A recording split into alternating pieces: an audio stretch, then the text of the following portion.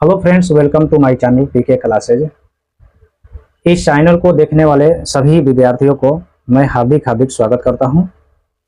तो फ्रेंड्स, आज का जो चैप्टर है क्लास 10th का बायोलॉजी जैव प्रक्रम, प्रथम पाठ जैव प्रक्रम। तो फ्रेंड्स, पहला जो क्वेश्चन है कि जैव प्रक्रम किसे कहते हैं। तो वे सभी क्रियाएं जिसके द्वारा जीव अपने जीवन के सभी क्रियाओं को संपादित करता है उसे जैव प्रक्रम कहते हैं। तो इसमें जीव क्या करता है फ्रेंड्स?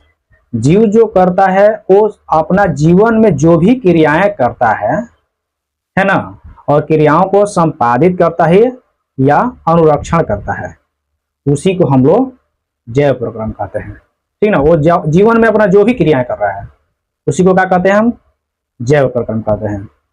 दूसरा नंबर क्वेश्चन है कि बहुकोशिकीय जीवों में ऑक्सीजन की आवश्यकता विसरण द्वारा क्यों नहीं पूरी हो पाती है। तो क्वेश्चन को समझिएगा, बहुकोशिकीय जीवों में ऑक्सीजन की आवश्यकता विसरण द्वारा क्यों नहीं पूरी हो पाती है। तो देखिए इसमें आंसर है, बहुकोशिकीय जीवों का शरीर के अंग जटिल होते हैं तथा सारी कोशिकाएं सीधे पर्यावरण के संपर्क में रहती है। इसी कारण ऑक्सीजन की आपूर्ति विसरण द्वारा संभव नहीं है। ओके, चलिए तीसरा नंबर क्वेश्चन को देखते हैं। तीसरा नंबर क्वेश्चन है कि जीवों में पोषण की प्रमुख दो विधियां कौन कौन सी है। या इस क्वेश्चन को ऐसे भी कर सकता है कि पोषण की दो विधियां कौन कौन सी है। तो पोषण की दो विधियां जो होती है, एक स्वपोषण होती है और एक परपोषण होती है। स्वपोषण बच्चों होता है वो पेड़ पौधा में होता है, और परपोषण जो होता है वो जीव जंतु में होता है। क्योंकि जीव जंतु जैसे इसका परिभाषा देना चाहेंगे तो हम आगे बताएंगे, फिर भी बता देते हैं थोड़ा कि परपोषण में जो होता है ना, जो जीव जंतु होता है एक दूसरे जीवों पर निर्भर रहता है या पेड़ पौधा पर भी निर्भर रहता है। ठीक है, वो देखता है कि हमारा भोजन कब आए। जैसे हम लोग में मनुष्य हैं, हम लोग एक जीव है, ठीक ना, तो हम लोग भी अपना समय पर देखते हैं कि भोजन कब मिलेगा, है ना, तब हम लोग खाएंगे। और पेड़ पौधा जो होता है ना, अपना भोजन स्वयं संश्लेषित कर लेता है सूर्य के माध्यम से। ठीक है, ये प्रकाश संश्लेषण बनाता है और सूर्य के माध्यम से अपना भोजन प्राप्त कर लेता है। इस पौधा के लिए कहीं जाना नहीं पड़ता है, ठीक ना, वो जहां है वहीं रहता है। ठीक है, जीवों को क्या होता है? जाना पड़ता है।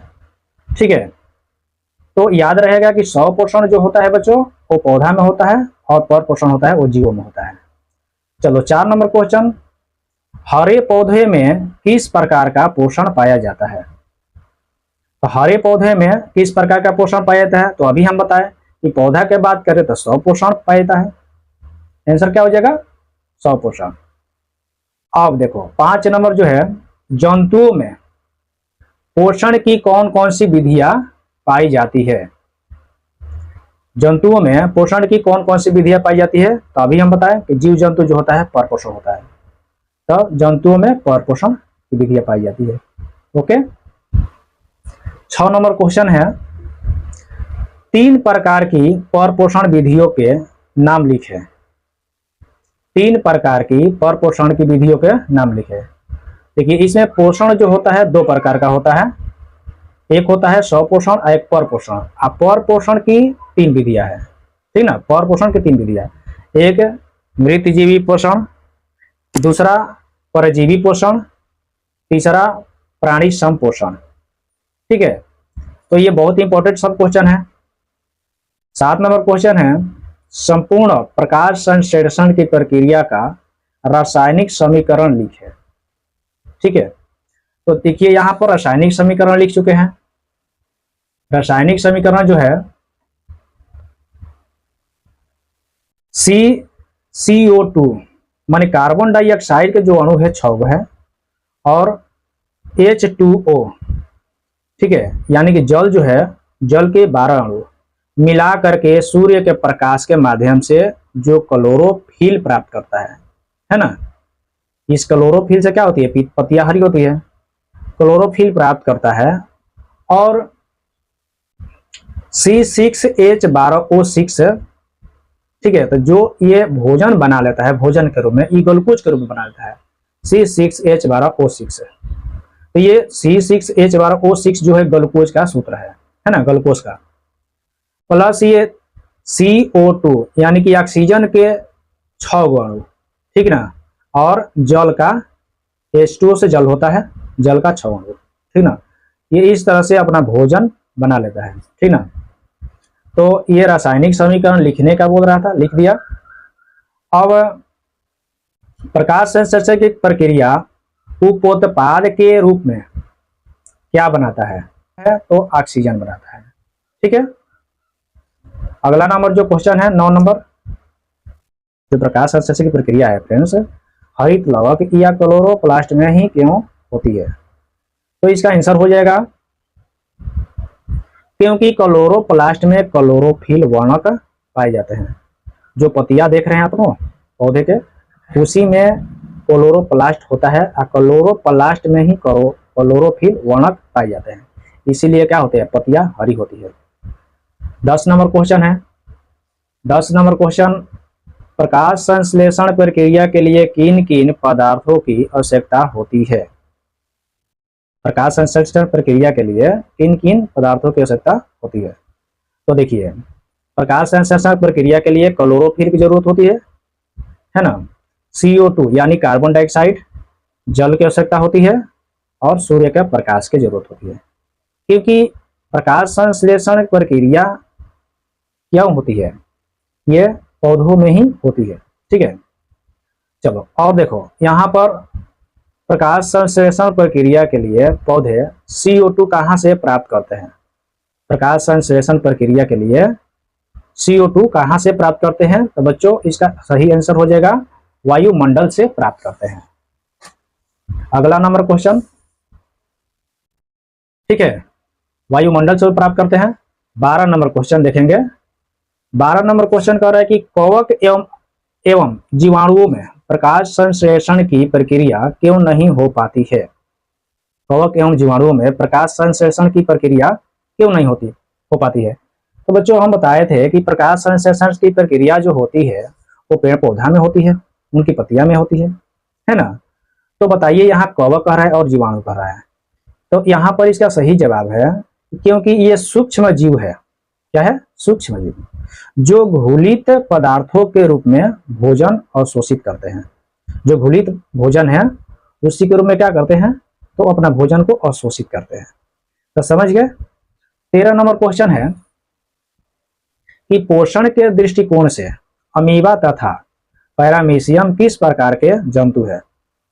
तो ये एक प्रकार के परजीवी पोषण है, ठीक है, ये परजीवी पोषण है। अगला नंबर क्वेश्चन 14 नंबर, मनुष्य का आहार नाल कौन कौन से मुख्य भागों में बटा होता है।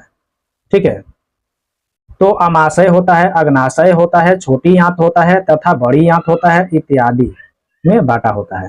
ठीक है, अग्नाशय। चलिए अगला नंबर जो क्वेश्चन है, ग्रसनी में स्थित 2 छिद्रों के नाम लिखे। ग्रसनी, तो ग्रसनी जो होता है हम लोग आहार नाल जो है आहार नाल के एक भाग है। ठीक है, तो उसमें एक निगल द्वार होता है और दूसरा कंठ द्वार होता है। निगल द्वार, कंठ द्वार। 16 नंबर क्वेश्चन, मनुष्य का आहार नाल कौन कौन से मुख्य भागों में बटा होता है। मनुष्य का आहार नाल जो होता है कौन कौन से मुख्य भागों में बटा होता है, तो वह मुख गुहा हो जाएगा इसका सही आंसर। 17 नंबर, मनुष्य के पाचन आहार नाल के किस भाग में पचे हुए भोजन का अवशोषण होता है। तो जो पचे हुए भोजन का अवशोषण होता है तो छोटी आंत में होता है, उसका नाम इलियम है। छोटी आंत में एक इलियम है, उसी में पचे हुए भोजन का अवशोषण होता है। 18 नंबर क्वेश्चन, 18 नंबर क्वेश्चन कह रहा है क्लोरोफिल वर्णक कहाँ पाया जाता है। तो क्लोरोफिल वर्णक क्लोरोप्लास्ट में ही पाया जाता है। जैसे क्लोरोफिल वर्णक क्या है, क्लोरोफिल जो हरी पत्तियां पाई जाती है। ठीक है, तो क्लोरोफिल वर्णक कहाँ पाया जाता है, तो क्लोरोप्लास्ट में पाया जाता है। 19 नंबर क्वेश्चन, प्रकाश संश्लेषण प्रक्रम द्वारा पौधे क्या निर्माण करते हैं। प्रकाश संश्लेषण प्रक्रम द्वारा पौधे क्या निर्माण करता है? तो अपना भोजन का निर्माण करेगा। ठीक है, अपना भोजन का निर्माण करेगा। 20 नंबर क्वेश्चन है, मृत जीवी को क्या कहा जाता है? मृत जीवी को क्या कहा जाता है? तो अपघटक कहा जाता है। अपघटक। मृत जीवी जो होता है बच्चों, वो सड़े गड़े जो पौधे होता है उसको क्या कर देता है? उसको खा करके उसको अपघटित कर देता है, सड़ा देता है, गला देता है उसको। जिस जीव के शरीर के परजीवी अपना भोजन प्राप्त करते हैं वे क्या कहलाते हैं? 21 नंबर क्वेश्चन, जिस जीव के शरीर के परजीवी अपना भोजन प्राप्त करते हैं वे क्या कहलाते हैं? तो पोषी कहलाते हैं। ठीक है। गोबर छाता। 22 नंबर क्वेश्चन देखेंगे, गोबर छाता में किस प्रकार का पोषण होता है? गोबर छाता में मृत जीवी पोषण होता है। मृत जीवी, क्योंकि गोबर छाता होता क्या बच्चों?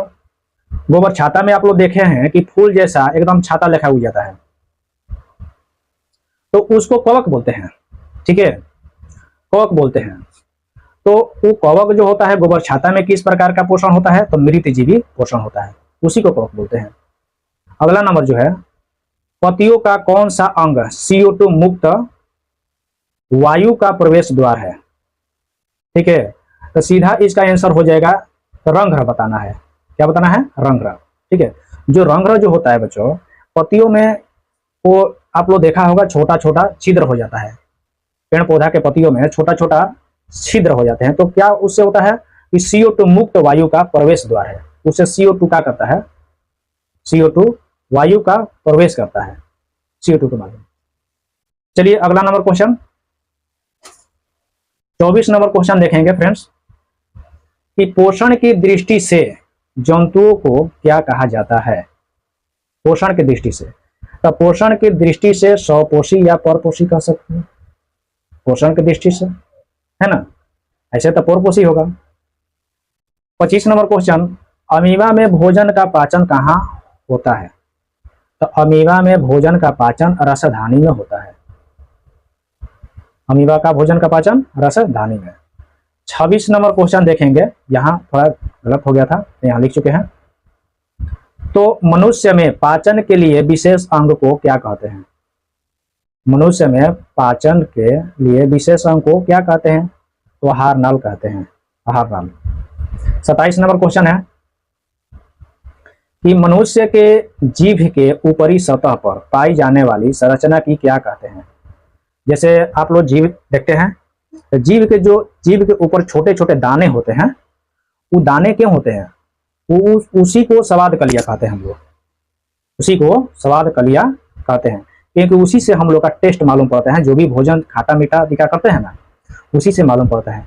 ठीक ना, जीभ के ऊपर जो छोटे छोटे दाने होते हैं, और जब वही हम लोग का वो दाना जो होता है बड़े बड़े हो जाता है कभी, ठीक ना, तो वो पक जाता है, कहते हैं मुंह फर गया है, तमीनवा हो गया है, तो कोई भी खाना खाने पर बहुत ज्यादा तीत लगता है। ठीक ना, तो उसी को क्या करते हैं, छोटे छोटे जीभ पर दाने होते हैं, उसको स्वाद कलिया कहते हैं। 28 नंबर क्वेश्चन है, मुख गुहा से भोजन कहाँ पहुंचता है? मुख गुहा से भोजन कहाँ पहुंचता है? तो मुख गुहा किसको बोलते हैं? जैसे आप जैसे भोजन डालते हैं उसी को मुख गुहा कहते हैं। तो मुख गुहा से भोजन कहाँ पहुंचता है? ग्रास नाली में पहुंचता है। ठीक है। 29 नंबर क्वेश्चन रहेगा कि ग्रास नली की दीवार में तरंग की तरह होने वाली सिकुड़न या फैलाव को क्या कहते हैं? तो ग्रास नली की दीवार में, आप ग्रास नली की दीवार देखते हैं या नहीं देखते हैं? चलिए नहीं देखते हैं तो आप लोग का बता देते हैं, जैसे हम लोग गर्दन बोलते हैं, ठीक ना। तो क्या करते हैं, जब भोजन डालते हैं तो जहाँ गला होता है ना, जहाँ की हम लोग किसी को मारना है या कुछ भी करना है तो कहते हैं गला दबा देना। तो ये क्या होता है कि जब भोजन डालते हैं तो वो फैल जाता है और फिर भोजन अंदर चला जाता है तो सिकुड़ जाता है। तो वही क्या होता है कि उसमें तरंग की तरह होने वाली सिकुड़न एवं फैलाव को क्या कहते हैं? कर्माकुंचन कहते हैं। ठीक है, तो समझ लिया आप लोग। अब देखिए ये क्वेश्चन है, भोजन में 30 नंबर, भोजन में मौजूद प्रोटोन को पेप्टोन में कौन सा एंजाइम परिवर्तित करता है? तो पेप्सिन, सही आंसर हो जाएगा पेप्सिन। 31 नंबर क्वेश्चन देखेंगे, आहार नाल के सबसे लंबे भाग को क्या कहते हैं? तो आहार नाल के सबसे लंबे भाग को छोटी आंत कहते हैं। छोटी आंत बड़ी आंत होता है, जो कि छोटी आंत में भोजन होता है और बड़ी आंत में पानी जाता है। ये आप लोग का मालूम होगा कि छोटी आंत में भोजन और बड़ी आंत में पानी जाता है। ठीक है, अब उसको विस्तार रूप से समझाने के लिए आप लोग का आगे वीडियो बना देंगे। 32 नंबर क्वेश्चन है कि शरीर की सबसे बड़ी ग्रंथि क्या है। तो बहुत ही इंपॉर्टेंट क्वेश्चन है यकृत। ये हर बार क्वेश्चन एग्जाम में आता है, इसको बढ़िया से याद रखिएगा कि शरीर की सबसे बड़ी ग्रंथि कौन सी है। तो यकृत, इंग्लिश में लीवर बोलते हैं। तो फ्रेंड्स, आपका ये वीडियो अच्छा लगा होगा तो आप वीडियो को लाइक करिएगा, सब्सक्राइब करिएगा और अपने दोस्तों के पास शेयर करिएगा। तो 33 नंबर क्वेश्चन देखते हैं, पाचन की क्रिया कहाँ पूर्ण होती है। ये भी बहुत वेरी इंपॉर्टेंट क्वेश्चन है। पाचन की क्रिया कहाँ पूर्ण होती है। तो छोटी आंत में पूर्ण होती है। इंपॉर्टेंट क्वेश्चन एकदम है। अगला नंबर क्वेश्चन 34 नंबर, छोटी आंत एवं बड़ी आंत के जोड़े पर अवस्थित नली को क्या कहते हैं। तो सीकम कहते हैं। ये भी बहुत वेरी इंपॉर्टेंट है। छोटी आंत एवं बड़ी आंत के जोड़ पर अवस्थित नली को क्या कहते हैं। तो सीकम कहते हैं। 35 नंबर क्वेश्चन है कि अपचा भोजन अस्थायी तौर पर कहाँ संचित रहता है। तो रेक्टम या मलाशय में। ठीक है, तो यहीं पर वीडियो को समाप्त करते हैं। आपका ये लघु उत्तरीय क्वेश्चन समाप्त हो गया, अति लघु उत्तरीय क्वेश्चन। तो अगला जो वीडियो बनाएंगे लघु उत्तरीय क्वेश्चन का बनाएंगे। तब तक के लिए जय हिंद।